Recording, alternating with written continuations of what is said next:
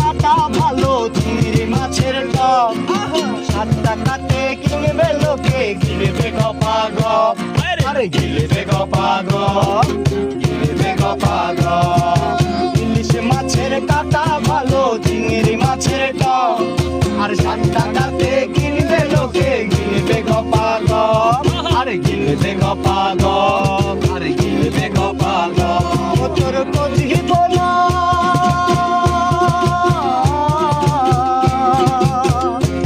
তোর কচি বোনা বেছে বেছে হাতে ব্যথা হবে গো